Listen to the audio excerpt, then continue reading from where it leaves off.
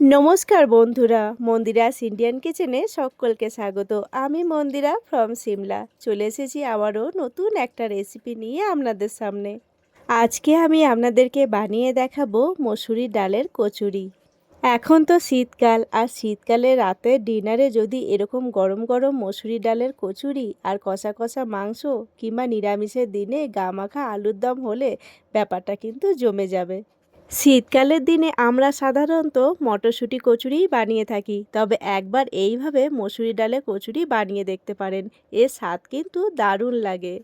মসুরি ডালে কচুরি বানানোর জন্য আমি এখানে একটা বাটি নিয়ে নিয়েছি, আর এখানে একটা কাপ মেপে 1.5 কাপ মতো মসুরি ডাল দিয়ে দিচ্ছি।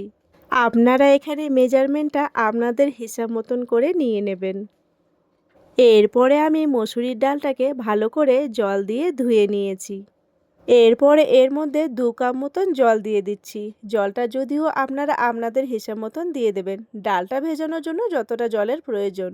এরপরে একটা ঢাকনা দিয়ে 2 ঘন্টা মতন রেখে দেব। ডালটা যতক্ষণ এখানে ভিজছে ততক্ষণ চলুন আটা ডোটাকে রেডি করে নিই। এখানে কিছুটা পরিমাণে জোয়ান দিয়ে দিলাম, আর কিছুটা পরিমাণে কালো জিরে দিয়ে দিলাম। আপনারা চাইলে কিন্তু এটা শুধু আটা বা শুধু ময়দা দিয়েও করতে পারেন। এরপরে দিয়ে দিলাম এখানে পরিমাণ মতন নুন, আর কিছুটা পরিমাণে দিয়ে দিলাম সাদা তেল। তারপরে সব কিছুকে খুব ভালো করে মিক্স করে নেব। এরপরে একটু একটু করে জল দিয়ে ডোটাকে বানিয়ে নেব। যেমন আমরা লুচি বা পরোটার জন্য ডো বানিয়ে নিই, ঠিক সেরকমভাবেই বানিয়ে নেব। এই দেখুন আমার এখানে আটা ডোটা রেডি করা হয়ে গেছে। চলুন এবার রান্নাঘরে যাই। রান্নাঘরে যে ডালটা আমি 2 ঘন্টার জন্য ভিজিয়ে রেখে দিয়েছিলাম, সেটা কিন্তু ভিজে গেছে আর বেশ অনেকটাই ফুলে গেছে। একটা মিক্সিং জার নিয়ে নিয়েছি, আর এই মসুরির ডালটা এর মধ্যে দিয়ে একটা পেস্ট বানিয়ে নেব। আর হ্যাঁ, মসুরির ডালটা পেস্ট করার সময় খেয়াল রাখতে হবে ডালটা যেন মিহি করে পেস্ট হয়, এর মধ্যে যেন কোনো দানা দানা না থাকে। আমার এখানে মসুরির ডালটা পেস্ট করাও হয়ে গেছে। দেখুন একদম মিহি করে কিন্তু আমি পেস্ট করে নিয়েছি। একদমই কিন্তু দানা দানা এর মধ্যে নেই। এরপরে গ্যাসের মধ্যে একটা পাত্র বসিয়ে দিয়েছি, আর কিছুটা পরিমাণে এখানে তেল দিয়ে দিলাম। তেলটাকে ভালো করে চারিদিকে নাড়িয়ে নিলাম। আমি কিন্তু এখানে 2 চামচ মতন তেল ব্যবহার করেছি, আর এই তেলের মধ্যে কিছুটা পরিমাণে গোটা জিরে ফোড়ন দিয়ে দিলাম।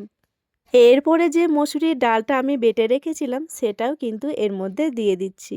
যেহেতু আমি এক হাতে ভিডিও করছি আর এক হাতে রান্না করছি, তাই ক্যামেরাটা একটু নড়ে যাচ্ছে, প্লিজ কিছু মনে করবেন না। ডালটাকে এখানে ভালো করে নাড়াচাড়া করছি, আর গ্যাসটাকে লো করে রেখেছি। এরপরে এর মধ্যে পরিমাণ মতো নুন দিয়ে দিচ্ছি, আর কিছুটা পরিমাণে চিনি দিয়ে দিচ্ছি, তাহলে এর স্বাদটা আরও ভালো হবে। এরপরে এর মধ্যে দিয়ে দিলাম পরিমাণ মতন হলুদ, আর কিছুটা পরিমাণে জিরের গুঁড়োও দিয়ে দিচ্ছি। আর দিয়ে দিচ্ছি কিছুটা পরিমাণে লঙ্কার গুঁড়ো। ঝালটা অবশ্য আপনারা আপনাদের মতন করে দিয়ে দেবেন। আর এরপরে এই সব কিছুকে ভালো করে নাড়াচাড়া করব। আর কিছুটা পরিমাণে দিয়ে দিলাম কুচিয়ে রাখা ধনেপাতা। শীতকালের দিনে এই ধনেপাতাটা কিন্তু সব সবজির মধ্যে খেতে দারুণ লাগে। যদি কারোরই পছন্দ না হয় তাহলে এটাকে স্কিপ করে যেতে পারেন। আমার কিন্তু এখানে মসুরি ডালের পুরটা একদম রেডি। একদম শুকনো এবং ঝরঝরে করে কিন্তু আমি এখানে বানিয়ে নিয়েছি পুরটাকে। এরপরে আমি একটা পাত্রের মধ্যে পুরটাকে তুলে নিয়েছি, আর একটু ঠান্ডা করতে দেবো। এখন যদিও শীতকাল, এটা ঠান্ডা হতে একটুও সময় লাগবে না। এরপরে যে আটাটাকে আমি মেখে রেখেছিলাম সেটা এখানে নিয়ে নিয়েছি, আর এখানে ডো থেকে কিছুটা পরিমাণে আটা নিয়ে নিয়েছি। লুচির থেকে একটু বড় সাইজ করব, কারণ মসুরির ডালে কচুরি কিংবা মটরশুঁটির কচুরি এগুলো একটু মোটা মোটা হলেই খেতে ভালো লাগে। হাতে করে একটু গোল করে নিচ্ছি। এরপরে মাঝখানে একটা গর্ত মতন করে নেব পুর ভরার জন্য, যেমন আর কি আমরা লুচি বা পরোটার জন্য করে থাকি। এই যে মাঝখানটাতে আমি গর্ত করে নিয়েছি, আর যে পুরটা রেডি করে রেখেছিলাম সেই পুরটাও নিয়ে নিয়েছি। পুরটা কিন্তু আমি একদম ঝুরঝুরে করেছি, আর এখান থেকেই কিছুটা পরিমাণে পুর নিয়ে এর মধ্যে ভরে দেব। পুরটা ভরে দেওয়ার পরে চারিদিকটাকে ভালো করে মুড়ে একদম গোল করে নেব, যেমন আমরা পুর ভরি সেরকমভাবেই।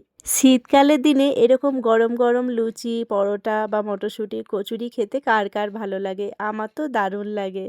শীতকাল এলেই মনে হয় রাতের দিনে ডিনারে এমন কিছু গরম গরম বানিয়ে ফেলি।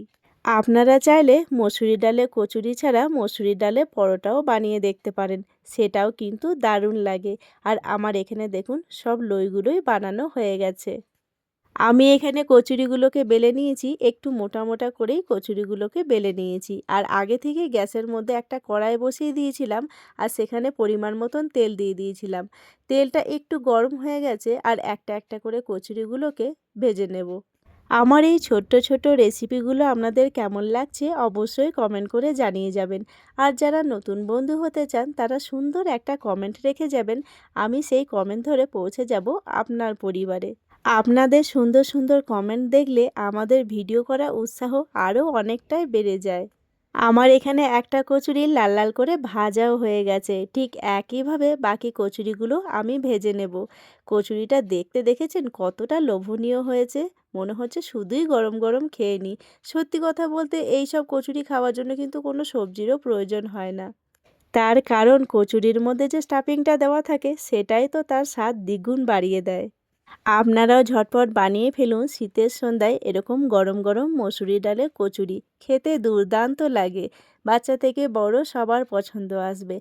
আর আমার এখানে দেখুন সব কচুরিগুলো ভাজাও হয়ে গেছে, দেখেই কত লোভনীয় লাগছে। একটা কচুরি আমি মাঝখান থেকে ছিঁড়েও দেখাচ্ছি আপনাদেরকে, এর ভেতরটা একবার আপনারা দেখুন। দেখেছেন কচুরির ভেতরটা পুরো পুরে ভর্তি। আমার এই আজকের মসুরি ডালে কচুরির রেসিপিটা আপনাদের কেমন লাগলো অবশ্যই কমেন্ট করে জানাবেন। ভালো লাগলে লাইক শেয়ার সাবস্ক্রাইব করে পাশে থাকবেন। আবারও আসবো নতুন কোনো একটা রেসিপি নিয়ে। সবাই ভালো থাকবেন, সুস্থ থাকবেন।